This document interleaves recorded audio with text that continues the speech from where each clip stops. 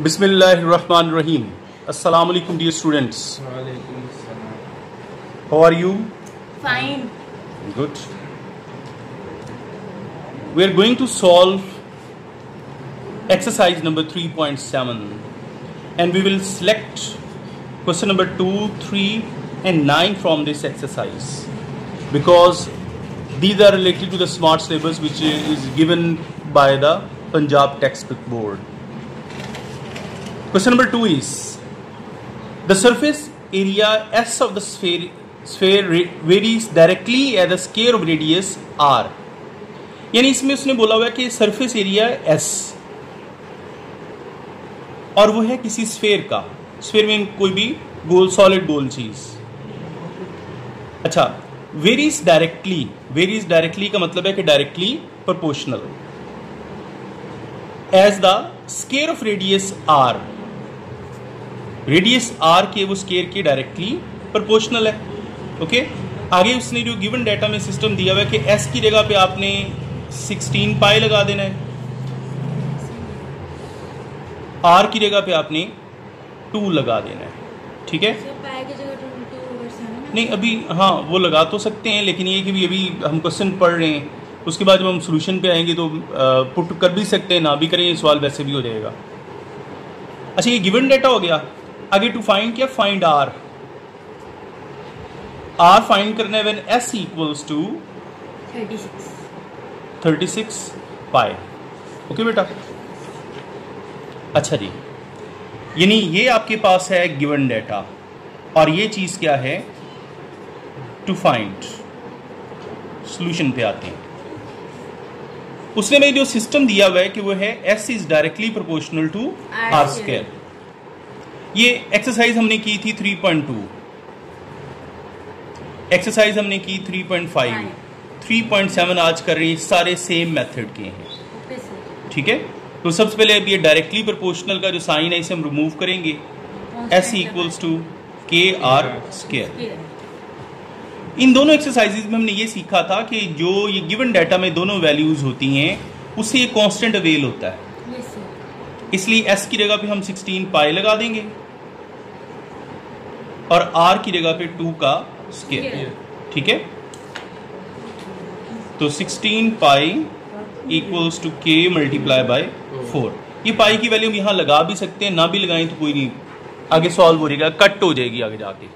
ठीक है, ये 4 इधर जाके डिवाइड हो जाएगा. So value of K is 4 pi. Okay बेटा, क्लियर? अच्छा, अब आप ये रिलेशन दोबारा राइट करेंगे. Now S equals to KR square. अब जो टू फाइंड वाला डाटा है वो यहां पुट करेंगे.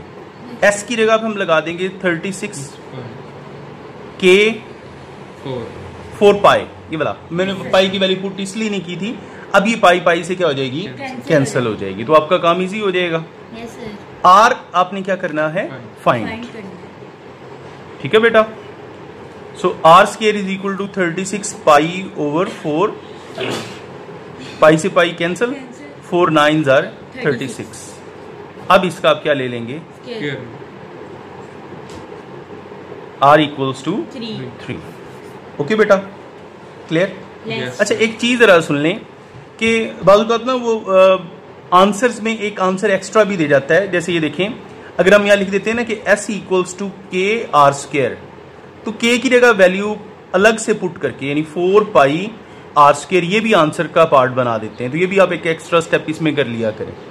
ठीक है, एक्चुअली तो हमें R की वैल्यू फाइंड करनी थी, तो ये हम R फाइंड कर चुके हैं, उसके लिए ये जरूरी नहीं है. इसके बाद हम नेक्स्ट पार्ट जो स्मार्ट सिलेबस के मुताबिक है उसकी तरफ जाएंगे और वो है question number 3.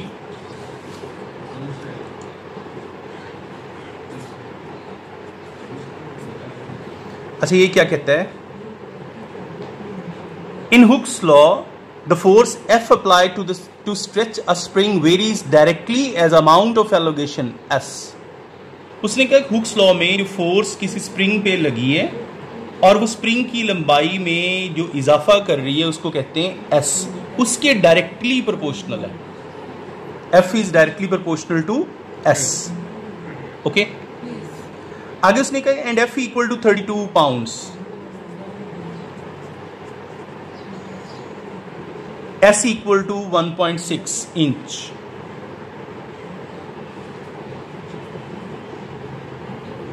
Okay, find number 1 पे, यानी टू फाइंड में दो पोर्शन उसने बोले हैं। पहले पोर्शन पे उसने बोला है कि find S when F equal to 50 pounds. S find करना है और F equals to 50 pounds. Okay, number 2 पे उसने बोला है F when S equal to 0.8 inch.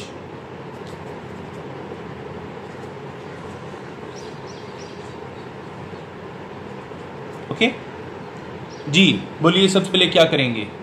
सबसे पहले रिलेशन राइट करेंगे। F is directly proportional to S. F equals to F की जगह पे 32 पाउंड्स, एस की जगह 1.6। इधर जाके इसे डिवाइड कर देंगे। ओके बेटा, तो 32 इक्वल्स टू के और 32 के नीचे 1.6।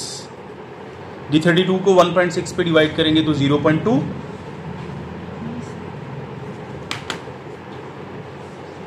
20। ओके, यानी के की वैल्यू आ गई 20। डन। अच्छा, अब पहला सॉल्यूशन उसकी तरफ जाते हैं। आपने एस फाइंड करना है, रिलेशन यही राइट करना है, एफ इक्वल टू के एस।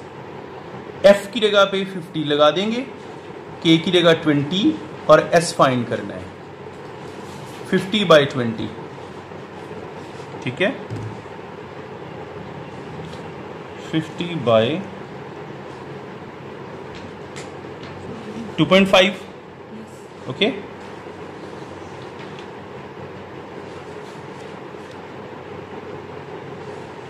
और एस का जो यूनिट उसने इस्तेमाल किया हुआ है इंच, तो वो ऐसे ही लगा देंगे। ओके, अब नंबर 2 पे आपने एफ फाइंड करना है, रिलेशन वही लगेगा, एफ एज इट इज आ जाएगा और के की जगह 20 और एस की जगह 0.8। 20 मल्टीप्लाई बाय 0.8, 16 पाउंड्स। ओके बेटा, डन। कोई सवाल इसमें? नो। अच्छा, अब नेक्स्ट पार्ट है। अब हम नेक्स्ट पार्ट पे आ रहे हैं जो कि है क्वेश्चन नंबर 9। ठीक है, the kinetic energy of a body varies jointly as the mass of the body and the square of its velocity. यानी क्वेश्चन नंबर 9 है ये वाला। Kinetic energy is directly proportional to mass and the square of velocity. If the kinetic energy is given data में जो उसने चीज़ हमें दी हुई है कि kinetic energy दी हुई है 4320 feet by pound। अच्छा, when the mass is 45 pound, velocity is 24 feet by second। अब टू फाइंड पे आते हैं। Determine the kinetic energy. Kinetic energy निकालनी है ऑफ अ 3000 पाउंड, यानी मैस दिया हुआ है 3000 पाउंड का।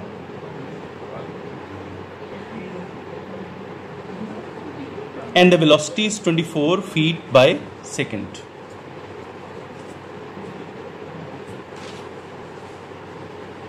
जी बोलिए कैसे सॉल्व करेंगे? रिलेशन राइट कर दिया, kinetic energy is directly proportional to mv का स्क्वायर। अब क्या करेंगे? Kinetic energy is equal to KmV का स्क्वायर। अब क्या करेंगे? एनर्जी अब वैल्यूज पुट कर देंगे।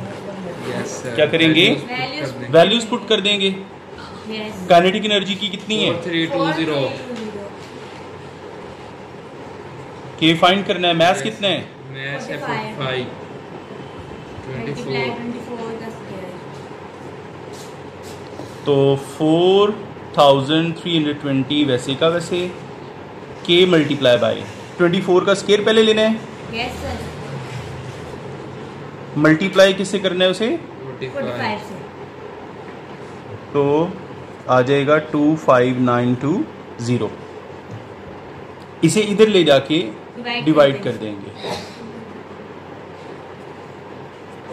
इसकी कटिंग अब यहाँ पे भी कर सकते हैं, बाद में भी, तो बाद में करना है तो हम इसको यहाँ पे कटिंग नहीं करते, बाद में करेंगे इसको, ठीक है। Yes. यस अब क्या करेंगे बोला, हम ये वाला रिलेशन दोबारा राइट करेंगे, KmV का स्क्वायर। अब की बार आपको काइनेटिक एनर्जी निकालनी है। K की जगह 4320 बाय 25920, मैथ्स की जगह पे 1000 मल्टीप्लाई बाय, ये 44 नहीं था बोला नीचे वाला, ये 44 है। Okay okay Yes. अब ज़रा देखें, 44 का square multiply by 3000 multiply by 4320 divided by 25920। लो जी, काइनेटिक एनर्जी आपके पास आ गई 968000 फीट बाय पाउंड। डन।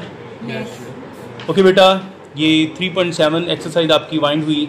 इसके बाद हम रिव्यू एक्सरसाइज करेंगे और ये चैप्टर वाइंड हो जाएगा। Done. Yes. Any issue? No, sir. चलें, see you next time. Thank you, Allah हाफिज़।